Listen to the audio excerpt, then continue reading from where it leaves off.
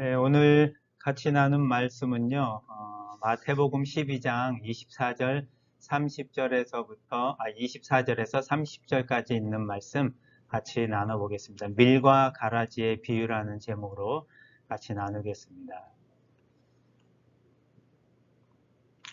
오늘 본문 말씀 읽어드리겠습니다. 예수께서는 또 이런 비유를 들어 말씀하셨다. 하늘나라는 어떤 사람이 자기 밭에 좋은 씨를 뿌린 것에 비길 수 있다. 사람들이 자고 있는 동안 밭주인의 원수가 와서 밀밭에 가라지를 뿌려놓고 가버렸다.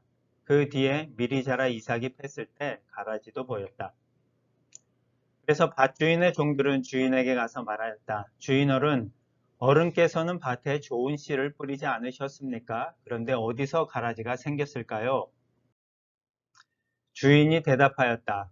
그것은 원수들이 한 짓이다. 종들이 물었다. 우리가 나가서 그것을 다 뽑아버릴까요? 주인이 말하였다. 아니다. 가라지를 뽑다가 밀도같이 뽑을까 걱정된다. 추수할 때까지 둘 다 함께 자라게 두어라. 추수 때가 되면 내가 일꾼들에게 가라지를 먼저 뽑아 묶어 태워버려라. 그러고 나서 밀을 거두어 내 곳간에 넣어라 라고 이럴 것이다. 네, 오늘 같이 읽은 본문의 말씀은 마태복음 13장에 나오는 천국 비유 중에 그 두 번째 비유입니다. 지난 시간에 저희가 씨 뿌리는 자의 비유에 대해서 나눴는데 오늘은 밀과 가라지의 비유에 대해서 나눠보겠습니다. 저희가 사용하는 단어, 이 천국이라는 단어 또는 다른 말로는 하늘나라, 또 다른 말로는 하나님 나라라고 저희가 부르고 있는데 사실 이 천국과 하늘나라는 좀 풀어쓴 말이고 일반 기독교가 아닌 사람들 사이에서도 그 개념이 형성되어 있는 단어입니다. 하지만 하나님 나라는 우리 하나님을 믿는 백성들에게만 이해될 수 있는 그런 단어이기 때문에 저는 천국이나 하늘나라라는 단어보다 하나님 나라라는 단어를 더 선호하고 좋아합니다. 그 하나님 나라에 대한 비유를 오늘 말씀을 통해서 한번 나눠봤으면 좋겠습니다. 오늘 하나님 나라에 대한 이 비유를 설명하면서 하나님의 나라는 밭에 좋은 씨앗을 뿌린 사람과 같다라고 비유를 했어요. 하나님 나라는 어떻게 보면 장소적인 의미를 좀 많이 갖고 있는 단어인데 물론 그 엄밀한 뜻은 하나님께서 통치하신다라는 그 의미가 담겨 있는 게 하나님 나라입니다. 그런데 이 하나님 나라의 오늘 비유에서는 인격적인 의미를 좀 부여하고 있어요. 그래서 29절하고 30절을 보면 이렇게 말씀이 있습니다. 아니다. 가라지를 뽑다가 밀도 같이 뽑을까 걱정된다. 추수할 때까지 둘 다 함께 자라게 두어라.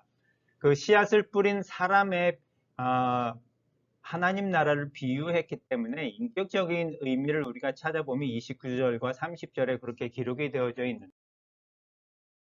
가지를 뽑다가 밀도같이 뽑을까 걱정된다라는 이 의미가 담고 있는 것은 사랑하는 마음과 또 우리를 보호하는 그런 마음입니다.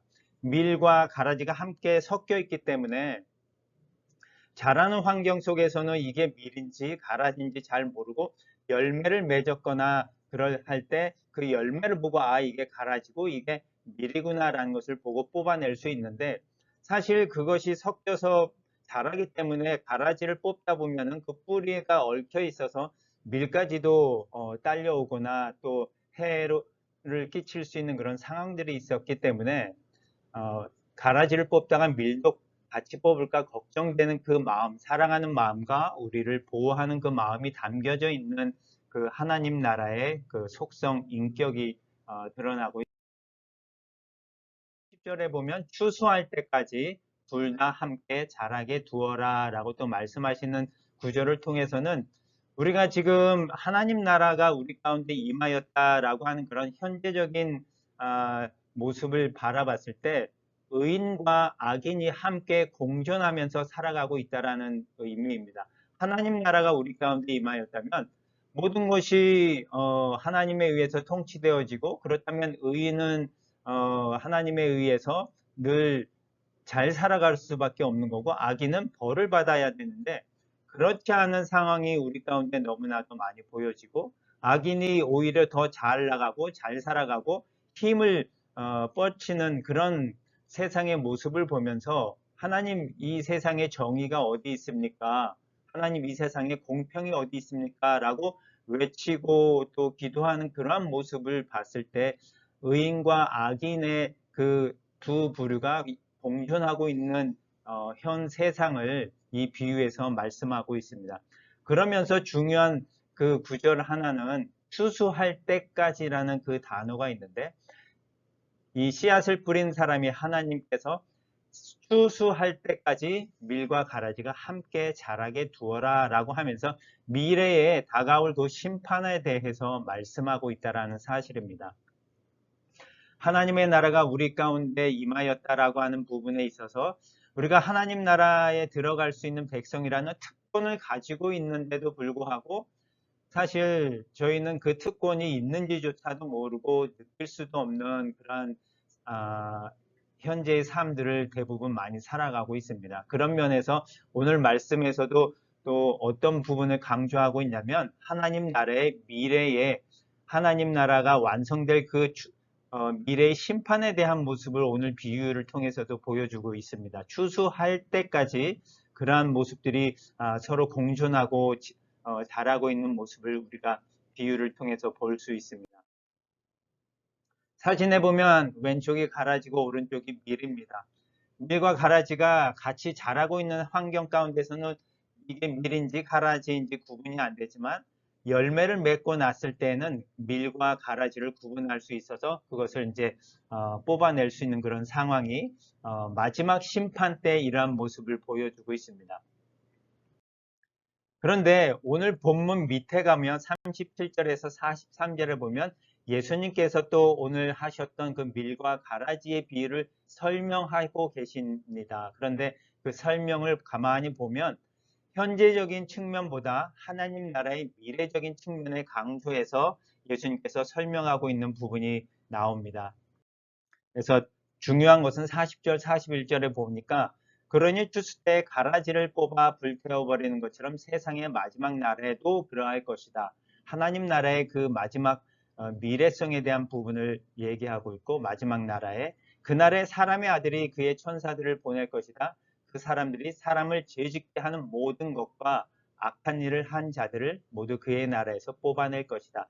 마지막 심판 때에 하나님께서 이렇게 심판하실 것이다 라고 하는 부분에 대해서 우리에게 말씀을 해주고 계시지만 사실 이 말씀이 너무도 우리에게는 멀게만 느껴지는 그런 말씀입니다. 왜냐하면 우리는 현재를 살아가고 있는데 당장 내일에 어떤 일이 일어날지도 모르고 있는 상황 가운데서 마지막 심판 때 추수할 때 일어난 일을 말하고 계시면서 우리에게 희망을 주고 계심에도 불구하고 우리의 눈은 항상 현재에만 초점이 맞춰져 있어서 하나님 왜 이런 상황이 우리 가운데 일어나고 있죠? 라고 하면서 오히려 하나님께 물어보고 그러면서 살아가고 있는 우리의 모습을 볼 수 있습니다. 그러면서 43절에서 한편 선한 사람들은 그들의 아버지의 나라 하나님 나라에서 해처럼 빛날 것이다 라고 희망의 메시지를 전해주고 있습니다. 귀 있는 사람은 들어라 라고 하면서 전해주고 있지만 사실 너무도 멀게만 느껴지는 이 하나님 나라에 대한 가르침 또 하나님 나라에 대한 이 소망들이 우리 가운데 너무도 멀게만 느껴져서 이것이 어떻게 하면 우리 가운데 다가오고 현실처럼 느껴질 수 있을까라는 생각들을 한번 해봅니다.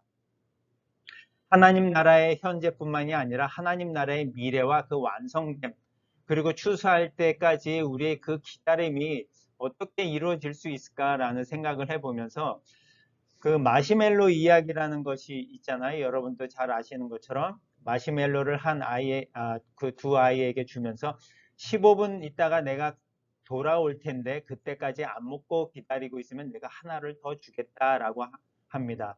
그래서 그 15분이라고 하는 시간을 기다리면 하나를 더 먹을 수 있겠다라는 생각에 기다리는 그 기다림을 갖고 인내하는 아이의 모습처럼 하나님의 나라가 분명히 올 것이고 그때 우리가 해처럼 빛날 것이다 라고 하는 그 약속의 말씀과 희망의 말씀을 우리가 믿고 있다면 그 기다림의 시간이 물론 멀고 느껴지지 않아서 언제 올 것인지 모르는 것에 대한 좀 막막함이 있지만 마시멜로를 기다린 그 아이처럼 우리가 그 기다림에 대한 희망을 갖고 우리가 살아간다면 이 하나님의 나라에 대한 마음이 우리 가운데 더 커지고 또 더 영향력을 미치지 않을까라는 그런 생각을 해봅니다.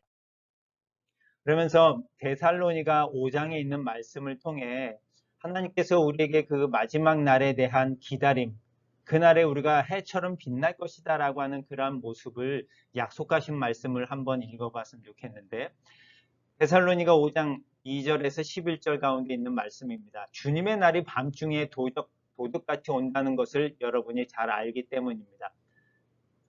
마찬가지로 추수할 때가 언제인지 모르지만 분명히 도둑같이 온다라는 그 사실입니다. 그리고 5절에 여러분은 모두 빛의 자녀들이며 낮의 자녀들입니다. 우리는 밤이나 어둠에 속하지 않았습니다. 오늘 비유 가운데서 말씀하신 것처럼 우리가 해처럼 빛날 것이다 라고 말씀하셨잖아요. 우리가 빛의 자녀들이기 때문에 해처럼 빛날 것이다 라고 말씀하고 계십니다. 그리고 우리는 다른 사람들처럼 잠자고 있을 것이 아니라 깨어 정신을 차려야 합니다. 왜냐하면 그 마귀가 언제 그 가라지를 뿌리고 갔냐면 사람들이 자고 있는 동안에 뿌리고 갔습니다. 그러므로 우리가 데살로니가 전서의 말씀에 나와 있는 것처럼 잠자고 있을 것이 아니라 깨어 정신을 차려야 한다는 것입니다.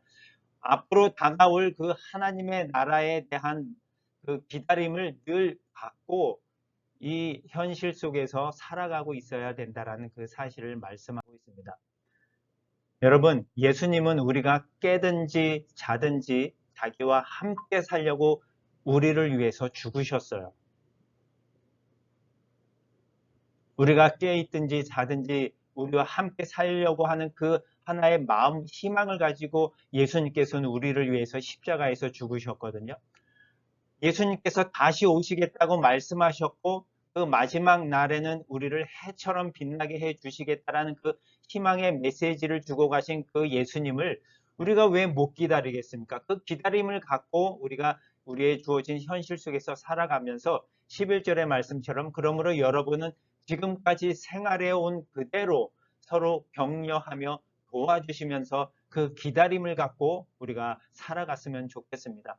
하나님의 나라는 지금 우리에게 임하여졌지만 그 특권을 우리가 잘 모르고 있어요. 하지만 하나님께서 분명히 오셔서 우리를 해처럼 빛나게 해 주실 것이라는 그 기다림의 말씀을 우리가 늘 기억하면서 이 현실 가운데 서로 격려하며 도와주면서 우리가 살아간다면 그것이 주님이 우리를 위해서 죽으셨던 그 이유를 우리가 늘 실천하면서 또 묵상하면서 살아가는 저희의 모습이 되지 않을까 합니다.